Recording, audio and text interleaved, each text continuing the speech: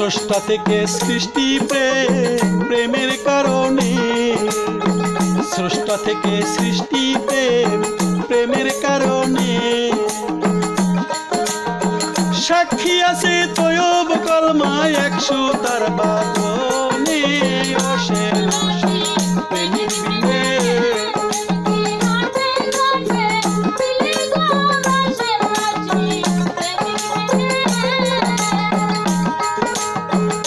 ভালোবাসা কইরা যারা,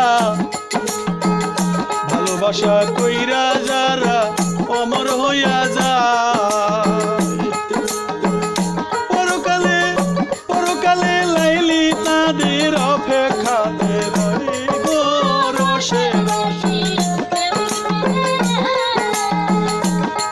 হযরত আল্লাহ পাকের একজন দরবেশ ছিল দুনিয়ায়, হযরত আহমদ খাজরাবিয়া দ্বিতীয় খণ্ড কই। এই দরবেশ দ্বিতীয় খণ্ড শুরু কইরা যায়। তিনি বলছেন নিজের দরবেশির ইজ্জতের গোপনীয়তা রক্ষা কারণে রসে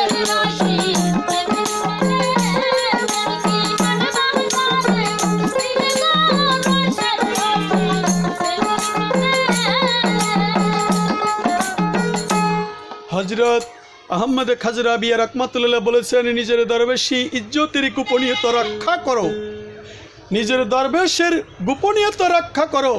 এরপর বললেন, কোনো এক দরবেশ রমজান মাসে এক ধনী লোককে দাওয়াত করে নিজ ঘরে নিয়ে যায়।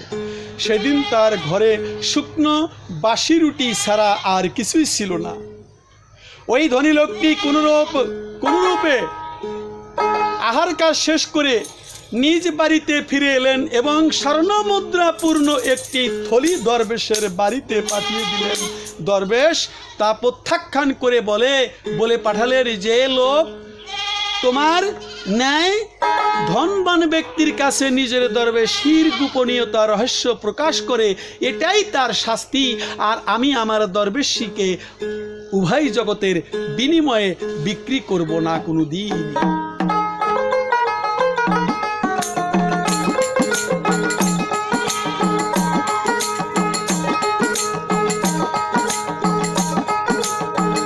আহার বিচ্ছেদের জ্বালা আর তো সহে না,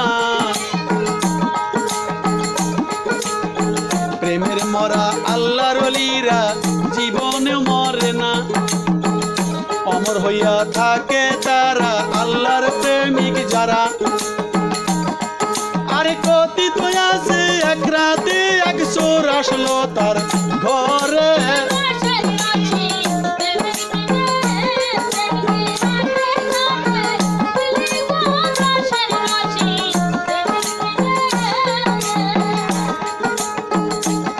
রাতে চোর ঢুকিল এই আল্লাহর ওলির ঘরে।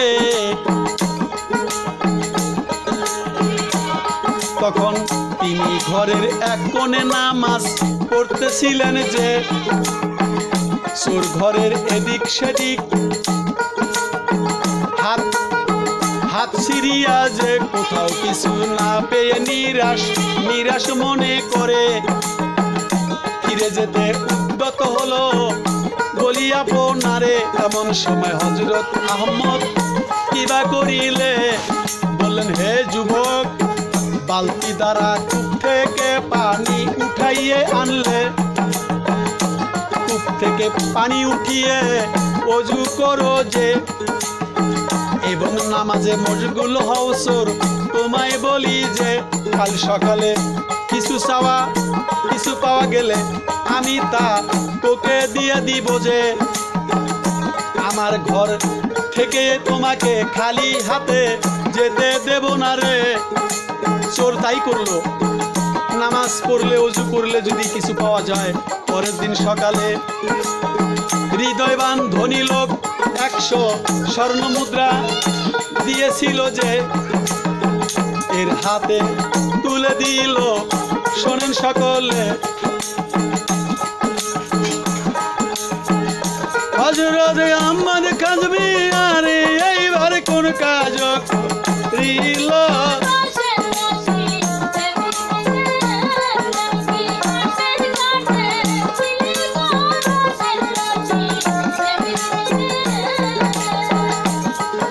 এই 120 দিনার দান করতে কাঁদতে বলে, কেঁদে কেঁদে বলে, হায় আফসোস, আমি এমন আল্লাহর পথ ছেড়ে বিপদে চলেছি যে। চোর কান্দে। আরে এটা শুনে চোরের মনে এক প্রকার ভাবান্তর যাই গেছে, তার সর্বশরীর কাঁপতে থাকে।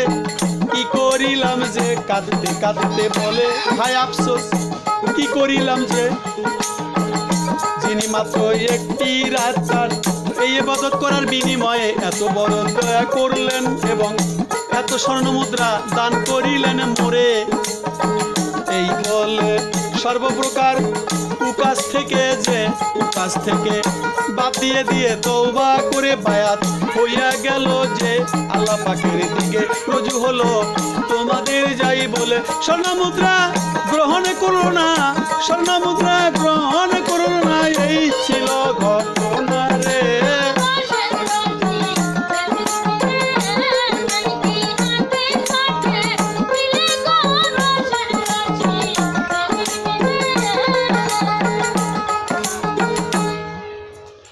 হযরত আহমদ খাজরাবি রাহমাতুল্লাহর ঘরে একটা চোর ঢুকেছে।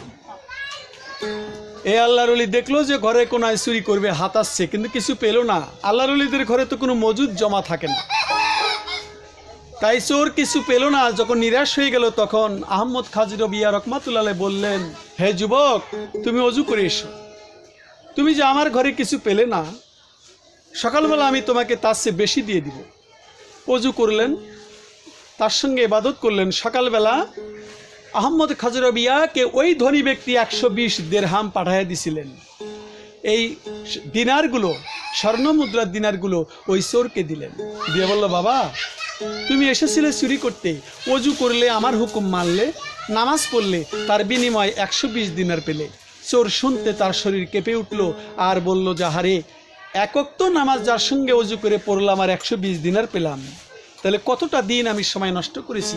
তিনি ভালো হয়ে তওবা করলেন, বায়াত হলেন, হয়ে 120 দিনার আর নিলেন না, বললেন গরিব মিসকিনকে দিয়ে দেন, আমি ধন দিয়ে কি করব।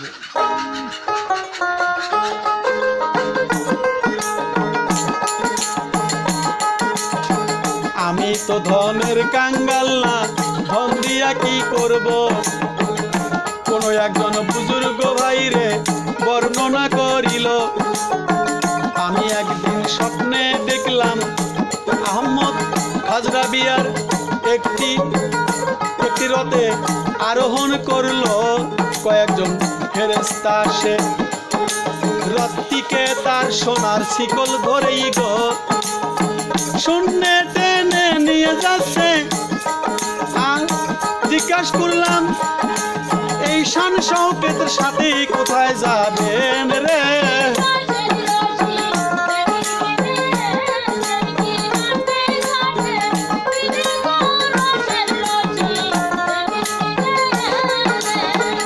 তিনি বললেন, বন্ধুর দর্শনে চলছি আমি এই রথে। আপনার এত বড় মর্যাদা থাকা সত্ত্বেও সুন্দর দর্শনে যাওয়া কি প্রয়োজন গো বলেন আমার কাছে। আমি না গেলে দিন চলে আসবে, জিয়ারতকারী মর্যাদা লাভ করবে, আমি তা থেকে বঞ্চিত থাকবো কেন?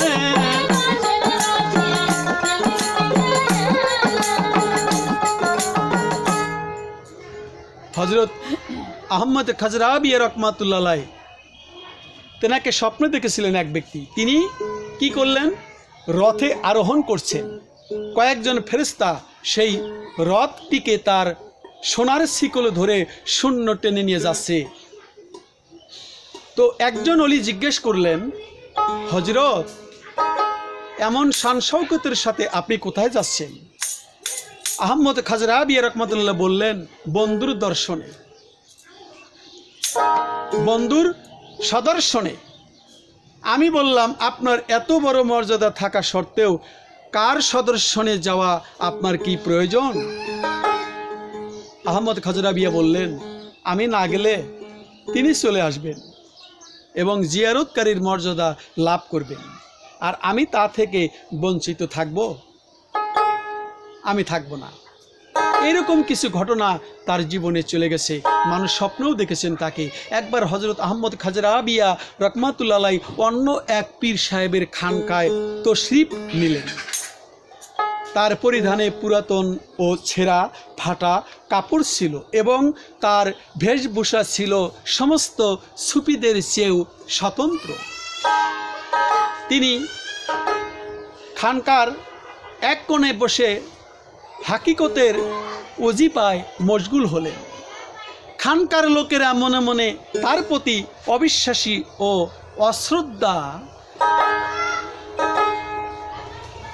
অশ্রদ্ধা হয়ে নিজেদের পীর সাহেবকে বলল, এই ব্যক্তি খানকা ওয়ালা লোকদের মধ্যে থেকে নয়। কারণ ঘটনাক্রমে হজরত আহমদ খাজরাবিয়া কূপ থেকে পানি তুলতে গেলে বালতিটি কূপের মধ্যে পড়ে যায়। এই পীর সাহেবের খাদেম তাকে তিরস্কার করে।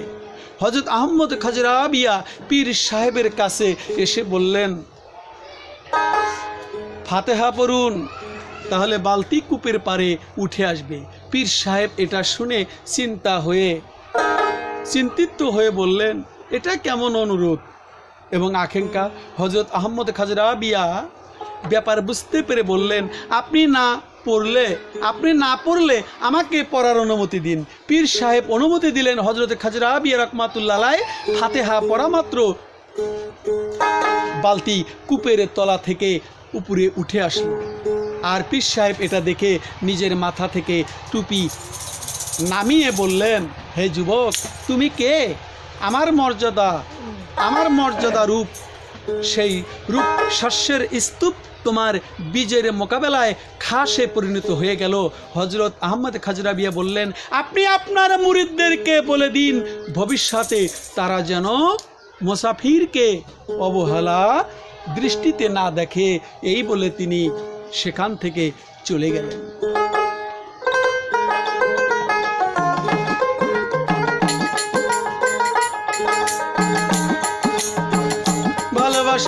ভালোবাসা থাকলে যদি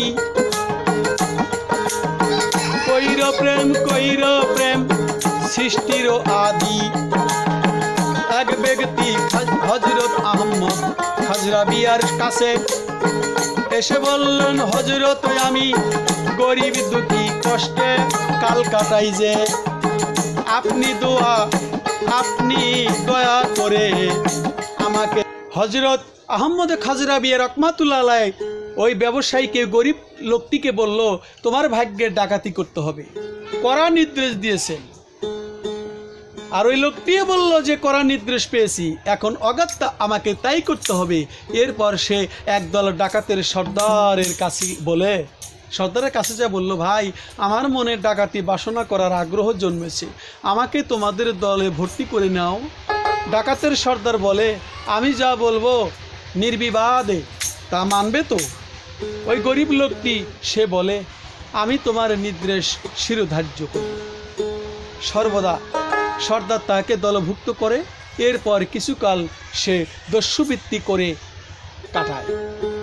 ডাকাতি করেই কাটায়। এক রাতে দস্যু দল একটি সওদাগরের কাফেলাকে আক্রমণ করল। কাফেলার মধ্যে এক সওদাগরের কাছে প্রচুর ধন ছিল। দস্যুরা তাহাকে বেঁধে দলপতির কাছে হাজির করল।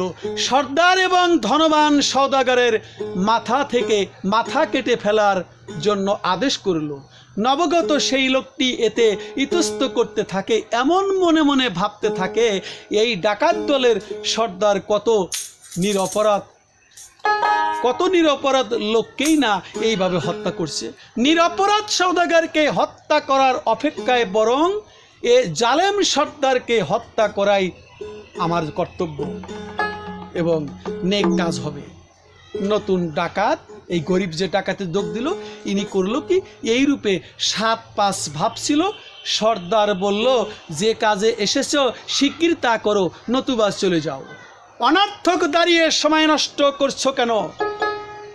গরিব লোকটি মনে মনে নতুন দলে যে নতুন ডাকাতে যোগ দিল, ওই গরিব লোকটি সে মনে মনে বলল, হুকুম পালন করতে হলে আল্লাহর হুকুম পালন করব, ডাকাত সর্দারের হুকুম পালন করব না। এই বলে তলোয়ার উঠিয়ে ডাকাত সর্দারের মাথা দুখণ্ডিত করে ফেলল। এতে সওদাগর অত্যন্ত খুশি হয়ে তাকে এত প্রচুর ধন পুরস্কার দেয় যে সে এখন মহাধনবান পুরুষ হয়ে যায়। এবার গরিব লোকটি কয়, ওরে আল্লাহর ওলি তাই তুমি আমাকে ডাকাতি করতে কইছাও, ডাকাতি করতে আইছি বিশ্বাস কইরাই, বিশ্বাসেতে বস্তু মেলে তর্কে মেলে না, তাই তো আমি আইছি ডাকাতি লাগিয়া। এখন সওদাগরকে নেকদার বান্দাকে আমি বাঁচাইলাম, বাঁচাইয়া ডাকাত সর্দারকে হত্যা করিলাম, সে আমাকে অনেক ধনবান দিল, এটা আল্লাহ তো দিল। ডাকাতি বন্ধ করিয়া ভালো মানুষ গরিব লোকটি ধনবান পাইয়া গেল রে।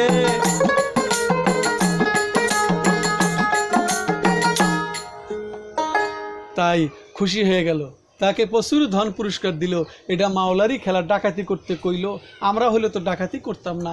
কিন্তু আল্লাহর ওলি কি জন্য কইল, কেন কইল, তার ভিতরের ভেদ সেই ভালো জানে। আমি আপনাদের দ্বিতীয় খণ্ড উপহার দিলাম, তৃতীয় খণ্ড সম্মুখে বলবো।